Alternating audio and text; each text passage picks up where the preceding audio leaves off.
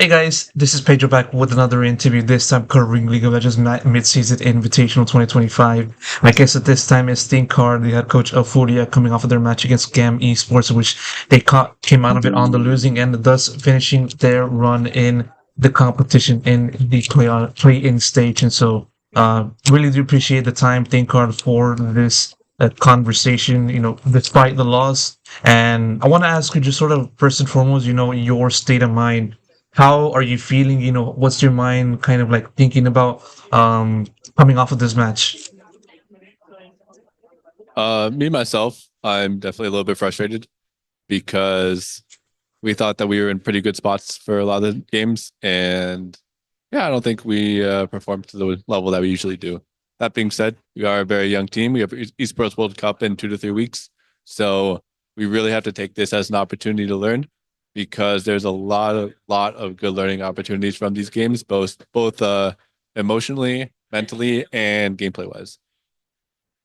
No, for sure. I mean, in a lot of ways, many people didn't really expect for Furia to make much noise coming into this competition. And then as you guys wrap up your run here, you guys played 10 matches, the maximum amount of games against pretty, I would say, tough opponents in their own right in G2 and GAM. Obviously, looking into today, you guys finished this with a 3-2 loss. Walk me through how you guys were able to transition from the loss to G2 the day before and, you know, getting that reset for today's matchup. And how has that process been like for this team? Yeah, we just talked about a lot of the things that could have gone better. Um, Once again against G2, we also thought we were in a pretty good spot in game four, and we or game three, we probably should have been able to win that game. So it's kind of just a work in progress. Going from G2 to today, we just needed to reset and make sure we don't underestimate our opponents. I don't think we underestimated GAMP today. I think we just kind of didn't really have the stamina to pull through in a 5 game series, and I think we lost a little bit of focus. Was it similar to how you guys fared against G2, in the later stages? Was it similar today as in yesterday, or was it different in a sense from your point of view? I think against G2 is a little bit of pressure. We made a few mistakes, especially in that Lucian Nami Rumble game, where if we stick to our fundamentals, we know like which zones to fight in. So I think that was more of like the pressure getting to us.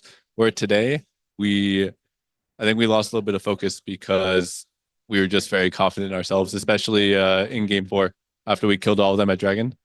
I could tell that the comms were getting a little less focused on the gameplay, and I turned to my assistant coach, and I'm like, "Damn, we're definitely losing focus here." And then right after that, within like a minute, like two of us died bottom, and then one of us died top. So we really need to learn from this opportunity, especially for Esports World Cup.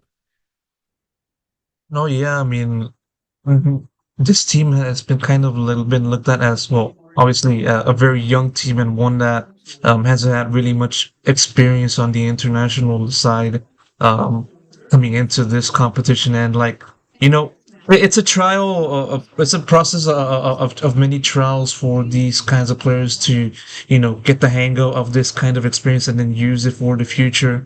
Um, how have you viewed the team's kind of like management or more so encountering of these trials in the international stage? And as someone that has been kind of doing this for a very long time, has been appearing in international things for a few occasions, um how much do you feel like this experience helped the young guys moving forward?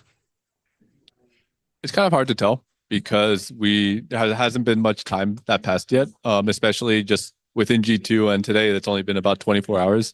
So we'll kind of see in a few weeks while we're screaming for Esports World Cup what we're able to take away from the series and from our series against G2. But overall, I do think we have a group of players that evolves very well and very quickly. And if we put in the effort and the focus, we will be able to learn a lot from these last 2 series that we just played, and hopefully make an impression on everyone during Esports World Cup that we're proud of. Obviously, the team took a turn for the better in split two down in the LTA South. Um, finally then winning the title, securing the org's first ever foray into the MSI setting. What do you think turned the corner for this team during that split to a playoff run or maybe even like a regular season?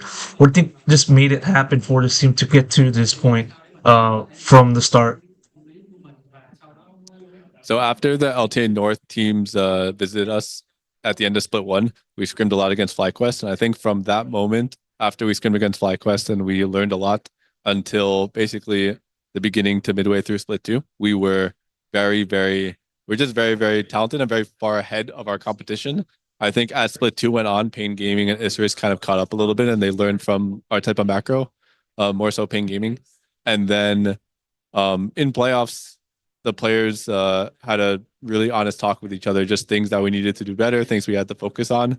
And ever since they had that conversation, we've had very productive scrims. We've improved a lot, and our communication has been a lot more on point. And I think we kind of saw that a little bit yesterday and a little bit today as well.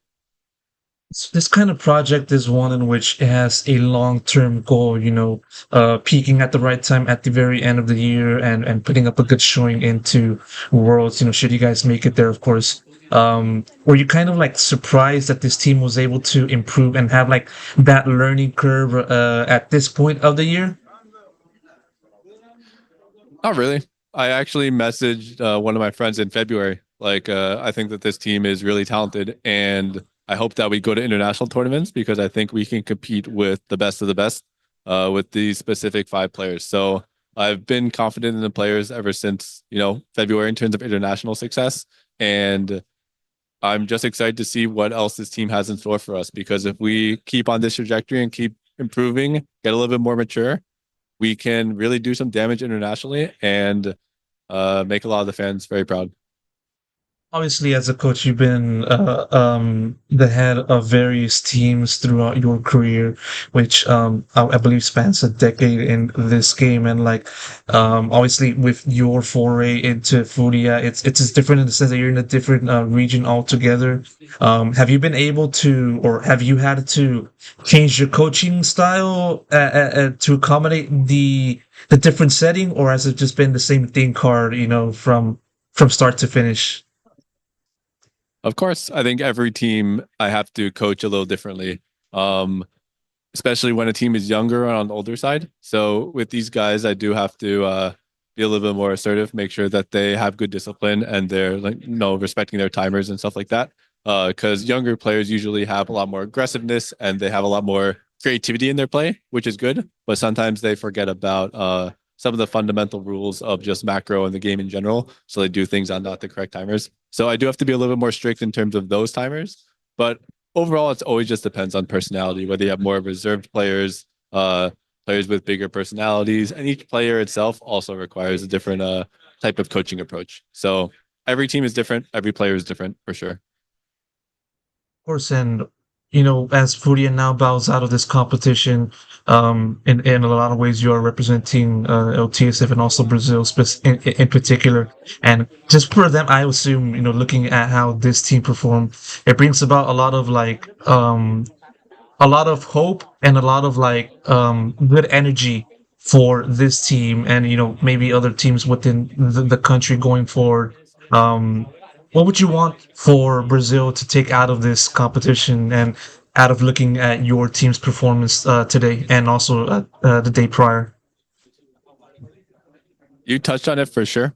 The biggest takeaway has to be that there is hope. There is talent in this region. We can compete with the best teams. We just need some type of good structure and the ability to teach the players an advanced way of playing the game, which I think we're doing here at Furia. And we have 5 Brazilian players, all very talented, and we can see that they can compete with the best of the best. So I am hoping myself that the Brazilian fans see this and they understand that we can compete internationally, and it's only a matter of time before we break through.